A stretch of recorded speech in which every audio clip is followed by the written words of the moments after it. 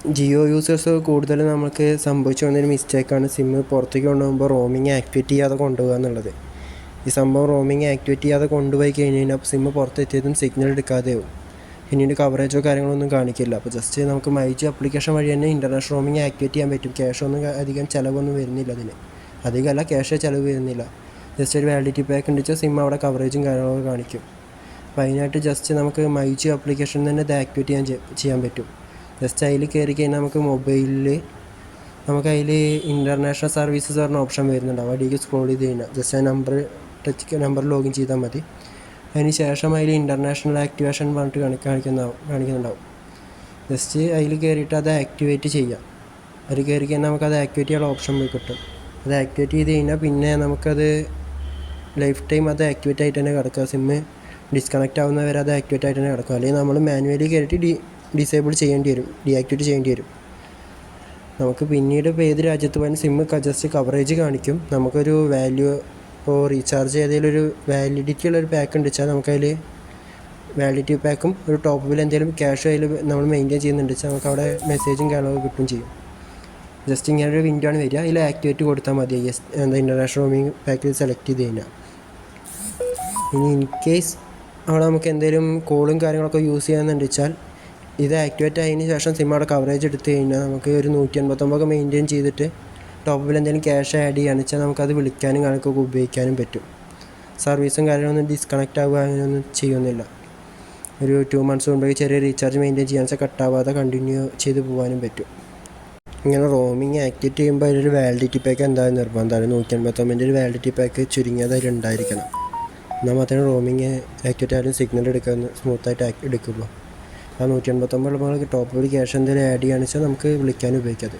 ഇപ്പോൾ നമ്മൾ രാജ്യത്തിന് പുറത്തെത്തിയതിന് ശേഷമൊക്കെയാണ് റോമിങ് ആക്ടിവേറ്റ് ചെയ്യുന്നത് വെച്ചാൽ ജസ്റ്റ് നമുക്ക് അതിന് ശേഷം ഫോണിൽ കുറച്ച് സെറ്റിങ്സ് ചെയ്യേണ്ടതുണ്ട്. അതിനുവേണ്ടി സെറ്റിങ്സ് കയറി കഴിഞ്ഞാൽ നമുക്കിപ്പോൾ സാംസങ് ഫോണൊക്കെ വെച്ചാൽ കണക്ഷൻസ് പറഞ്ഞ ഓപ്ഷൻ ഉണ്ടാവും. ഓരോ ഫോണിനും തന്നെ അതിൻ്റേതായ ചെറിയ മാറ്റങ്ങളുണ്ടാവും. സാംസങ് സെറ്റുള്ള കണക്ഷൻസ് പറഞ്ഞൊരു ഓപ്ഷനിലാണ് വരിക. അതിൽ മൊബൈൽ നെറ്റ്വർക്ക്സ് ജസ്റ്റ് നമ്മൾ ഫോണിൽ തിരഞ്ഞു നോക്കി കഴിഞ്ഞാൽ കാണാൻ പറ്റും. ഏത് ഡിഫറെൻറ്റ് സെറ്റാണെന്ന് വെച്ചാലും നമുക്കതിൽ ജസ്റ്റ് നോക്കിക്കഴിഞ്ഞാൽ മനസ്സിലാക്കാവുന്നേ ഉള്ളൂ. അതിൽ നെറ്റ്വർക്ക് ഓപ്പറേറ്റർ പറഞ്ഞൊരു ഓപ്ഷൻ വരുന്നുണ്ടാവും. ഓപ്പറേറ്റേഴ്സ് ചിലതിൽ നെറ്റ്വർക്ക് പ്രൊവൈഡർ അങ്ങനെയൊക്കെ എഴുതിയിട്ടുണ്ടാവുക. ജസ്റ്റ് നെറ്റ്വർക്ക് ഓപ്പറേറ്റർ അത് എടുത്തു കഴിഞ്ഞാൽ നമുക്കത് ഓട്ടോമാറ്റിക് ആവും കിടക്കുന്നുണ്ടാവുക. ജസ്റ്റ് അത് മാനുവലാക്കി കഴിഞ്ഞ് കഴിഞ്ഞാൽ അവിടുത്തെ കുറച്ച് നെറ്റ്വർക്കുകൾ കാണിക്കും. അതിലേക്ക് ഓരോന്നിക്കും ജസ്റ്റ് സ്വിച്ച് ചെയ്തിട്ട് കഴിഞ്ഞാൽ നമുക്ക് സ്വിച്ച് ചെയ്ത് ജസ്റ്റ് 5 minute വെയിറ്റ് ചെയ്ത് നോക്കാം ഏതായിട്ടാണോ പെയർ ആവുന്നത് നോക്കാം. കാരണം ജിയോ സിം ഡയറക്റ്റ് ഒരിക്കലും അവിടെ കവറേജ് എടുക്കില്ല. അതുകൊണ്ട് ജസ്റ്റ് നമ്മൾ മാനുവലി ഓരോ നെറ്റ്വർക്കായിട്ട് സ്വിച്ച് ചെയ്ത് നോക്കണം. ഏതെങ്കിലും നെറ്റ്വർക്കായിട്ട് ലാച്ചായിട്ടാണ് ജിയോ അവിടെ വർക്ക് ചെയ്യുക. അപ്പോൾ ജസ്റ്റ് ഓരോന്നും സ്വിച്ച് ചെയ്ത് നോക്കേണ്ടി വരും. ഇപ്പോൾ അവിടെ ഇങ്ങനെ ജസ്റ്റ് ലോഡിങ് ഉണ്ടാകും കുറച്ച് നേരം. അതിന് ശേഷം അവിടുത്തെ നെറ്റ്വർക്കുകൾ ഓരോന്നായി ഷോ ചെയ്യും. അങ്ങനെ നമുക്കത് കണക്റ്റ് ആവുന്നതായിരിക്കും ഒരുവിധം. സിമ്മിന് ഫിസിക്കൽ ഡാമേജ് ഒന്നും സംഭവിച്ചില്ല വെച്ചാൽ എന്തായാലും കണക്റ്റ് ആവും. അപ്പോൾ നമ്മളിതിൽ ശ്രദ്ധിക്കേണ്ട ഒരു കാര്യം എന്നുള്ളത് ഒരു വാലിഡിറ്റി പാക്ക് എന്തായാലും നിർബന്ധമായിട്ടും ഉണ്ടായിരിക്കണം. അതേപോലെ വാലിഡിറ്റി ഇപ്പോൾ ബാങ്കിലത്തെ എന്തെങ്കിലും മെയിൻ മെസ്സേജൊക്കെ വരേണ്ട വെച്ചാൽ നമുക്കൊരു വാലിഡിറ്റി പാക്ക് ഉണ്ടായതുകൊണ്ട് മാത്രം ചിലപ്പോൾ മെസ്സേജ് വന്നോണമെന്നില്ല.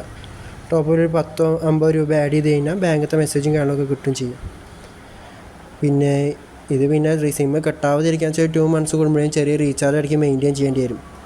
90 കൂടുതൽ സിമ്മ് റീചാർജ് ഇല്ലാതെ ഇരുന്ന് കടന്നു കഴിഞ്ഞാൽ ഇപ്പോൾ കട്ടാക്കാനുള്ള ഓപ്ഷൻ വരുന്നുണ്ട്. അപ്പോൾ അതുകൊണ്ട് കട്ടായി പോകാനുള്ള ചാൻസസ് കൂടുതലാണ്. അപ്പോൾ മാക്സിമം ഒരു 2 months മുമ്പ് തന്നെ ചെറിയ റീചാർജ് മെയിൻറ്റെയിൻ ചെയ്യാൻ നോക്കുക. ആ റീചാർജ് ഉള്ള ടൈമിൽ ടോപ്പിൽ എന്തെങ്കിലും ക്യാഷ് ബാലൻസ് ഉണ്ടെച്ചാൽ നമുക്കത് ഉപയോഗിക്കാൻ പറ്റും.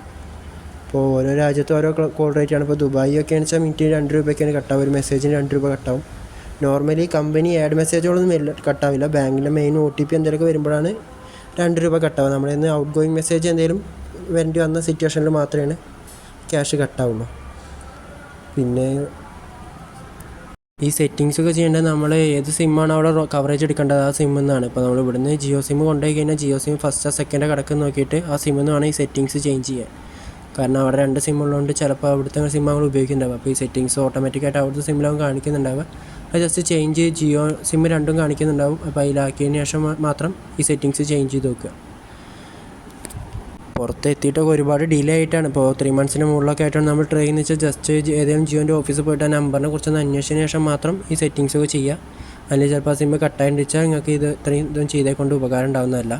അതും ശ്രദ്ധിക്കുക.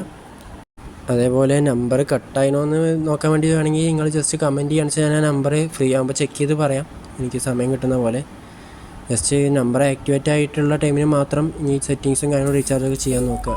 ഒരുപാട് റീചാർജ് ഡിലേ ഒക്കെ വന്ന നമ്പറുകളൊക്കെ വെച്ചാൽ കട്ടായി പോകാൻ ചാൻസസ് ഉണ്ട്. ആക്ടിവേറ്റ് ആയിട്ടുള്ള നമ്പറിൽ മാത്രമേ ഈ സെറ്റിങ്സ് ഇതൊക്കെ ചെയ്തേക്കൊണ്ട് കാര്യമുള്ളൂ.